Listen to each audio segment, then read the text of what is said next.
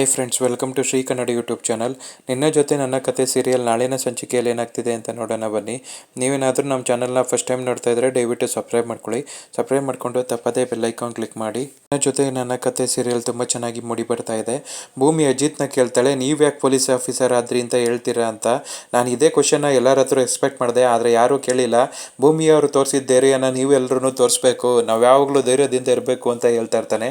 ನಾನು ಯಾಕೆ police officer ಅದೇ ಅನ್ನೋದನ್ನು ಒಂದು ಹೇಳಿದ್ರೆ ನಿಮಗೆಲ್ಲ ನಗು ಬರುತ್ತೆ. ಆದರೂ ಲೆಟ್ ಮಿ ಬಿ ಫ್ರ್ಯಾಂಕ್, ನಾನು ಎಲ್ಲ ವಿಷಯನೂ ಹೇಳ್ತೀನಿ ಅಂತ ಹೇಳ್ಬಿಟ್ಟು, ನನಗೆ ನಮ್ಮ ಮನೇಲಿ ನಮ್ಮ ಮಾವ ಪೊಲೀಸ್ ಆಫೀಸರ್ ಆಗಿದ್ದರು. ಅವರು ನಮ್ಮ ಮನೆ ರೋಡ್ಗೆ ಎಂಟ್ರಿ ಆಗ್ತಿರೋದೇ ತಡ ಎಲ್ಲರೂ ಸಲ್ಯೂಟ್ ಮಾಡಿ ಅವ್ರಿಗೆ ರೆಸ್ಪೆಕ್ಟ್ ಕೊಡ್ತಾಯಿದ್ರು. ಅದನ್ನ ನೋಡಿ ನನಗೆ ನಾನು ಪೊಲೀಸ್ ಆಫೀಸರ್ ಆಗಬೇಕು ಅಂತ ಅನ್ನಿಸ್ಲಿಲ್ಲ. ಫಸ್ಟು ನಮ್ಮ ಮಾವ ಹಾಕ್ಕೊಳ್ಳೋ ಯೂನಿಫಾರ್ಮ್ ನಾನು ಹಾಕೋಬೇಕು ಅಂತ ಅನ್ನಿಸ್ತು. ಅದಕ್ಕೇ ನಾನು ಫಸ್ಟು ನನಗೊಂದು ಯೂನಿಫಾರ್ಮ್ ಹೊಲಿಸ್ಕೊಡಿ ಅಂತ ಕೇಳಿದೆ. ಆವಾಗ ನಮ್ಮ ಮಾವ ಹೇಳಿದ್ರು, ಒಂದು ಯೂನಿಫಾರ್ಮ್ ಹಾಕೊಳೋದ್ರಿಂದ ಒಬ್ಬ ಪೊಲೀಸ್ ಆಗೋದಿಲ್ಲ. ಪೊಲೀಸ್ ಆದವನು ಅವನಿಗೆ ಡೇರಿಂಗ್ ಆಗಿರಬೇಕು, ಕರೇಜ್ ಇರಬೇಕು, ಯಾವಾಗ್ಲೂ ನ್ಯಾಯ ಧರ್ಮನ ಗೆಲ್ಲಿಸ್ಬೇಕು, ಅಧರ್ಮನ ನಾಶ ಮಾಡಬೇಕು, ಮೋಸ ಮಾಡೋರನ್ನ ಮತ್ತು ಎಲ್ಲರಿಗೂ ಕೆಟ್ಟ ಕೆಲಸ ಮಾಡೋರನ್ನೆಲ್ಲ ಹಿಡಿದು ಒಳಗಡೆ ಹಾಕಬೇಕು ಅಂತ ಎಲ್ಲ ನನಗೆ ಧೈರ್ಯ ಹೇಳಿ, ಆವಾಗ ನನಗೆ ಪೊಲೀಸ್ ಆಫೀಸರ್ ಯಾಕೆ ಆಗಬೇಕು ಅನ್ನೋದೊಂದನ್ನು ಕಿಚ್ಚನ ಹುಟ್ಟಾಕಿದ್ರು ನನ್ನ ಮನಸ್ಸಲ್ಲಿ. ಅವತ್ತಿಂದ ನಾನು ಪೊಲೀಸ್ ಆಫೀಸರ್ ಆಗಲೇಬೇಕು ಅಂತ ಚಿಕ್ಕವನಿಂದನೇ ನಾನು ಡಿಸೈಡ್ ಮಾಡಿದೆ. ಅದಕ್ಕೆ ಇವತ್ತು ನಾನು ಪೊಲೀಸ್ ಆಫೀಸರ್ ಆಗಿದ್ದೀನಿ ಅಂತ ಹೇಳ್ತಾ ಇರ್ತಾನೆ. ಅದನ್ನ ಕೇಳಿ ನೀವು ಒಂದು ಸ್ಟ್ರಿಕ್ಟ್ ಪೊಲೀಸ್ ಆಫೀಸರ್ ಆಗ್ತೀರಾ, ನ್ಯಾಯ ಧರ್ಮನ ಎತ್ತಿ ಹಿಡಿತೀರಾ ಅಂತ ಕೇಳ್ತಾ ಇರ್ತಾನೆ. ಎಸ್ ಸರ್ ಅಂತ ಇರ್ತಾರೆ. ಜೊತೆಗೆ ನಮ್ಮ ಟ್ರೈನಿಂಗ್ನ ಸ್ಟಾರ್ಟ್ ಮಾಡೋಣ ಅಂತ ಹೇಳಿ ಟ್ರೈನಿಂಗ್ ಸ್ಟಾರ್ಟ್ ಆಗುತ್ತೆ. ಟ್ರೈನಿಂಗ್ ಕೊಡ್ತಾ ಇರ್ತಾನೆ. ಆದರೆ ಅಜಿತ್ಗೆ ಭೂಮಿನ ನೋಡ್ಬಿಟ್ಟು ತುಂಬ ಫೀಲ್ ಆಗ್ತಾ ಇರುತ್ತೆ. ಭೂಮಿ ಯಾಕೆ ಈ ಥರ ಹೇಳೋದು ಅಂತ ಯೋಚನೆ ಮಾಡ್ತಾ ಇರ್ತಾನೆ. ಈ ಟ್ರೈನಿಂಗಲ್ಲಿ ಹೇಳ್ಕೊಟ್ಟಿದ್ನೆಲ್ಲ ಕರೆಕ್ಟಾಗಿ ಮಾಡ್ತಾ ಇರ್ತಾಳೆ. ನಾವು ಯಾವಾಗಲೂ ಫಿಟ್ ಆ್ಯಂಡ್ ಫೈನ್ ಆಗಿರಬೇಕು, ಸ್ಟ್ರಿಕ್ಟಾಗಿ ಡಿಸಿಪ್ಲಿನ್ ಆಗಿರಬೇಕು. ಡಿಸಿಪ್ಲಿನ್ ವೆರಿ ಇಂಪಾರ್ಟೆಂಟ್ ನಮ್ಮ ಲೈಫಲ್ಲಿ ಅಂತ ಹೇಳಿ ಎಲ್ರಿಗೂ ಟ್ರೈನಿಂಗ್ ಕೊಡ್ತಾನೆ. ಟ್ರೈನಿಂಗ್ ಕೊಟ್ಟು ಕಂಪ್ಲೀಟ್ ಆಗುತ್ತೆ. ಈಗ ಅಜಿತ್ ಸಾಹೇಬ್ರನ್ನ ಕಳ್ಸ್ಕೊಡೋ ಟೈಮ್ ಆಗಿದೆ ಅಂತ ಅಲ್ಲಿರೋ ಟ್ರೈನಿಂಗ್ ಆಫೀಸರ್ ಹೇಳ್ತಾ ಇರ್ತಾರೆ. ಗೀತಾ ಮತ್ತು ಶ್ರವಣ್ ಇಬ್ಬರನ್ನು ಮನೆಗೆ ಬರ್ತಾರೆ. ಮನೆಗೆ ಬರ್ತಿದ್ದಂಗೆ ಅಜ್ಜಿ ಕೇಳ್ತಾರೆ, ಏನು ಎಲ್ಲಿ ಅಜಿತ್ ಬರಲಿಲ್ಲ, ಅಜಿತು ನಿಮ್ಮ ಜೊತೆ ಬಂದಲ್ಲ ಅಂತ ಕೇಳ್ತಾರೆ. ಆವಾಗ ಅಜಿತ್ಗೆ ಅಲ್ಲಿನೇ ಟ್ರೈನಿಂಗ್ ಇದೆ, ಭೂಮಿಗೆ ಇವತ್ತು ಅವನೇ ಸ್ಪೆಷಲ್ ಟ್ರೈನಿಂಗ್ ಕೊಡ್ತಾ ಇದ್ದಾನೆ. ಶ್ರವಣ್ ಹೇಳ್ತಾನೆ. ಆವಾಗ ಇವನು ಸ್ಪೆಷಲ್ ಟ್ರೈನಿಂಗ್ ಕೊಡ್ತಾನೆ ಅಂತ ನಿಂಗೆ ಮುಂಚೆನೇ ಗೊತ್ತಿತ್ತಾ ಅಂತ ಅಜ್ಜಿ ಕೇಳ್ತಾರೆ. ಆವಾಗ ಹೌದು ನನಗೆ ಗೊತ್ತಿತ್ತು, ಆದರೆ ನಾನು ಮುಂಚೆನೇ ಹೇಳಲಿಲ್ಲ ಅಷ್ಟೇ ಅಂತ ಹೇಳ್ತಿರ್ತಾನೆ. ನೋಡಿದ್ಯಮ್ಮ, ಇವರಿಬ್ಬರು ಅಳಿಯ ಮಾವ ಸೇರಿಕೊಂಡು ಹೆಂಗೆ ನನಗೆ ಅಮರ್ಸಿದ್ದಾರೆ ಅಂತ ಹೇಳ್ತಿರ್ತಾಳೆ. ಅಕ್ಕ, ಇವಾಗ ನನಗೆ ತಲೆ ನೋವ್ತಾ ಇದೆ, ಸ್ವಲ್ಪ ಒಂದು ಲೋಟ ಕಾಫಿ ಸಿಗುತ್ತಾ ಅಂತ ಕೇಳ್ತಾನೆ. ಆವಾಗ ಒಂದು ನಿಮಿಷ ಇರೋ, ನಾನು ಹೋಗಿ ಕಾಫಿ ಮಾಡ್ಕೊಂಬರ್ತೀನಿ ಅಂತ ಸಂಗೀತ ಹೇಳ್ತಾಳೆ. ಮನೆಗೆ ಬರ್ತಾನೆ. ಏನೋ ಟ್ರೈನಿಂಗ್ ಎಲ್ಲ ಚೆನ್ನಾಗಾಯ್ತೇನೋ ಅಂತ ಶ್ರವಣ್ ಕೇಳ್ತಾ ಇರ್ತಾನೆ. ಮಾವ ಎಲ್ಲ ಚೆನ್ನಾಗಾಯ್ತು ಅಂತ ಹೇಳ್ಬಿಟ್ಟು ನಾನು ರಿಫ್ರೆಶ್ ಆಗಿಬಿಟ್ಟು ಬರ್ತೀನಿ ಅಂತ ರೂಮಿಗೆ ಹೋಗ್ತಾನೆ. ರೂಮಿಗೆ ಹೋಗಿ ಮುಖ ತೊಳ್ಕೊಂಡು ಹಾಸಿಗೆ ಮೇಲೆ ಬಂದು ಕೂತ್ಕೊಂಡಾಗ್ಲೂ ಅವನಿಗೆ ಭೂಮಿ ಹೇಳಿದ್ನೇ ನೆನ್ಪು ಮಾಡ್ಕೊತಾ ಇರ್ತಾನೆ. ಭೂಮಿ, ಇನ್ಮೇಲೆ ನನಗೂ ನಿನಗೂ ಯಾವ ಸಂಬಂಧನೂ ಇಲ್ಲ, ಇನ್ಮೇಲೆ ನಿಮ್ಮ ಮನೆಯವರು ಯಾರೂ ಇಲ್ಲಿಗೆ ಬರಬಾರ್ದು, ನೀವು ನನ್ನ ನೋಡೋದಕ್ಕೆ ಬಂದರೆ ನನಗೆ ಇಷ್ಟ ಆಗೋದಿಲ್ಲ ಅಂತ ಹೇಳಿರ್ತಾಳೆ. ಅದನ್ನು ನೆನ್ಪು ಮಾಡ್ಕೊಂಡು ಬೇಜಾರು ಮಾಡ್ಕೊತಾ ಇರ್ತಾನೆ.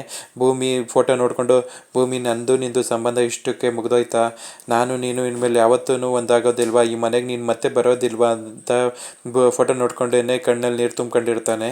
ಸಂಗೀತ ಬರ್ತಾಳೆ. ಏನು ಮಗನೇ, ಇಷ್ಟೊತ್ತವರೆಗೂ ಹೆಂಡ್ತಿಗೆ ಟ್ರೈನಿಂಗ್ ಕೊಟ್ಬಿಟ್ಟು ಬಂದಿದ್ಯಾ, ಆದ್ರೂ ಅವಳನ್ನ ಮತ್ತೆ ನೋಡ್ತಾ ಇದೆಯಾ ಅಂತ ಕೇಳ್ತಾ ಇರ್ತಾರೆ.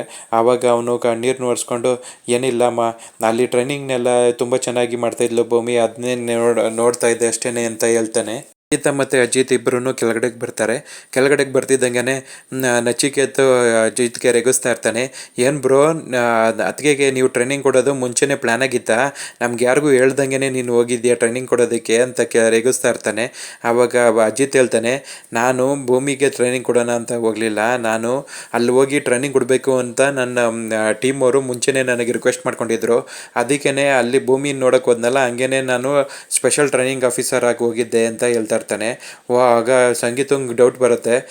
ಹಂಗಾದರೆ ನೀವಿಬ್ಬರು ನಿಜವಾದ ಗಂಡ ಹೆಂಡತಿ ಥರ ಪ್ರೀತಿಯಿಂದ ಇರಲಿಲ್ವಾ, ನೀನು ಅವಳ ಮೇಲೆ ಪ್ರೀತಿಯಿಂದ ಅಲ್ಲಿ ನೋಡೋದಕ್ಕೆ ಹೋಗ್ಲಿಲ್ವಾ, ಬರೀ ನೀನು ನಿನ್ನ ಕರ್ತವ್ಯದ ಮೇಲೆ ಮಾತ್ರ ಅಲ್ಲಿಗೆ ಹೋದೆಯಾ ಅಂತ ಕೇಳ್ತಾ ಇರ್ತಾಳೆ. ಆವಾಗ ಅವನಿಗೆ ಟೆನ್ಷನ್ ಆಗ್ತಾ ಇರುತ್ತೆ. ಅಜಿತ, ನಾನು ಕೇಳ್ತಿರೋ ಪ್ರಶ್ನೆಗೆ ಉತ್ತರ ಕೊಡು, ನೀನು ಮತ್ತು ಭೂಮಿ ಇಬ್ಬರು ಮಧ್ಯೆ ನಿಮಗೆ ಪ್ರೀತಿ ಇಲ್ವಾ, ನಮ್ಮ ಮುಂದೆ ಎಲ್ಲ ನಾಟಕ ಆಡಿದ್ರಾ ಅಂತ ಕೇಳ್ತಾ ಇರ್ತಾಳೆ. ಆವಾಗ ಏನು ಮಾತಾಡ್ತಾ ಇರಲ್ಲ ಅಜಿತು. ಆಗ ಶ್ರವಣ್ ಹೇಳ್ತಾನೆ, ಅಕ್ಕ, ಅಲ್ಲಿ ಡಿಪಾರ್ಟ್ಮೆಂಟ್ ಏನು ಹೇಳುತ್ತೋ ಅದ್ರ ಪ್ರಕಾರ ನಡ್ಕೊಳ್ಳೋದು ಅಜಿತದ್ದು ಕರ್ತವ್ಯ ಆಗಿರುತ್ತೆ, ಅದಕ್ಕೆ ಅವ್ನು ಟ್ರೈನಿಂಗ್ ಕೊಡೋದಕ್ಕೆ ಹೋಗಿದ್ದಾನೆ ಅಂತ ಹೇಳ್ತಿರ್ತಾನೆ. ನಾನು ನಿನ್ನನ್ನು ಮಾತಾಡ್ಸ್ತಾ ಇಲ್ಲ ಕಣೋ, ಅಜಿತ್ ನನಗೆ ಉತ್ತರ ಕೊಡಬೇಕು ಅಂತ ಹೇಳ್ತಾ ಇರ್ತಾಳೆ.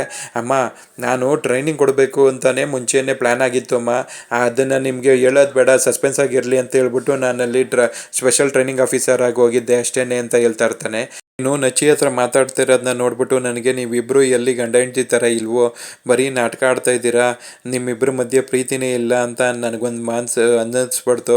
ನೀನು ಅಪ್ಪಿತಪ್ಪಿನೂ ನನ್ನ ಸೊಸೆ ಮೇಲೆ ಪ್ರೀತಿ ಇಲ್ಲ ಅಂತ ಯಾವತ್ತೂ ಹೇಳ್ಬೇಡ. ಯಾಕೆಂದರೆ ನನ್ನ ಸೊಸೆ ಈ ಮನೆಗೋಸ್ಕರ ತುಂಬ ತ್ಯಾಗಗಳನ್ನ ಮಾಡಿದ್ದಾಳೆ. ಅವಳ ಥರ ಸೊಸೆನ ನಾನು ಮತ್ತೆ ಇನ್ಯಾವತ್ತೂ ಪಡೆಯೋದಕ್ಕಾಗೋದೇನೇ ಇಲ್ಲ. ನಮ್ಮ ಭೂಮಿನ ಆದಷ್ಟು ಬೇಗ ಟ್ರೈನಿಂಗ್ ಮುಗಿಸ್ಕೊಂಡು ಮನೆ ಕರ್ಕೊಂಬಂದ್ಬಿಡ್ಬೇಕು. ನಾನು ಅವಳನ್ನ ಬಿಟ್ಟಿರೋದಕ್ಕೆ ನನ್ನ ಕೈಲಿ ಆಗೋದಿಲ್ಲ ಅಂತ ಹೇಳ್ತಾ ಇರ್ತಾಳೆ. ಆಗ ಅಜಿತ್ಗೆ ಟೆನ್ಷನ್ ಆಗ್ತಾ ಇರುತ್ತೆ. ಏನಿದು ಅಮ್ಮ ನೋಡಿದ್ರೆ ಅವಳನ್ನ ಅಷ್ಟೊಂದು ಹಚ್ಕೊಂಡಿದ್ದಾರೆ, ಅವಳು ನೋಡಿದ್ರೆ ನನಗೂ ನಿಮ್ಮದು ಸಂಬಂಧ ಇವತ್ತಿಗೆ ಮುಗೀತು, ಇನ್ನೊಂದು ಸತಿ ಇಲ್ಲಿಗೆ ಯಾರೂ ಬರಬೇಡಿ, ನಮಗೆ ನಿಮ್ಮ ಮುಖ ತೋರಿಸ್ಬೇಡಿ ಅಂತ ಹೇಳ್ತಾಳೆ. ಏನಪ್ಪ ಮಾಡೋದು ಅಂತ ಟೆನ್ಷನ್ ಮಾಡ್ಕೊತಾ ಇರ್ತಾನೆ. ಅಲ್ಲಿಗೆ ಈ ಸಂಚಿಕೆ ಕಂಪ್ಲೀಟ್ ಆಗುತ್ತೆ ಫ್ರೆಂಡ್ಸ್. ನೀವೇನಾದರೂ ನಮ್ಮ ಚಾನಲ್ನ ಫಸ್ಟ್ ಟೈಮ್ ನೋಡ್ತಾ ಇದ್ದರೆ ದಯವಿಟ್ಟು ಸಬ್ಸ್ಕ್ರೈಬ್ ಮಾಡ್ಕೊಳ್ಳಿ.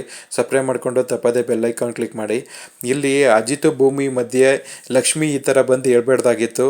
ಅಲ್ಲಿ ಸತ್ಯ ಮತ್ತು ಅಜಿತ್ ಇಬ್ಬರು ಡಿಸ್ಕಸ್ ಮಾಡೋದನ್ನ ನೋಡ್ಬಿಟ್ಟು ಅರ್ಧಕ್ಕೆ ವಿಷಯನ ಕೇಳ್ಕೊಂಡು ಅಲ್ಲಿಂದ ಆಚೆ ಬಂದ್ಬಿಟ್ಟು ಭೂಮಿ ಹತ್ರ ಈ ಥರ ಮಾತಾಡಬಾರ್ದಾಗಿತ್ತು. ಈ ಥರ ಮಾತಾಡಿದ್ರಿಂದನೇ ಇವರಿಬ್ಬರ ಮಧ್ಯೆ ಮನಸ್ತಾಪ ಬಂತು ಅಂತ ಅನಿಸುತ್ತೆ. ಇದ್ರ ಬಗ್ಗೆ ನಿಮ್ಮ ಒಪಿನಿಯನ್ಸ್ನ ಕಮೆಂಟ್ ಬಾಕ್ಸಲ್ಲಿ ತಿಳಿಸಿ ಫ್ರೆಂಡ್ಸ್. ಮುಂದಿನ ಸಂಚಿಕೆಯೊಂದಿಗೆ ಮತ್ತೆ ಭೇಟಿಯಾಗೋಣ. Thank you.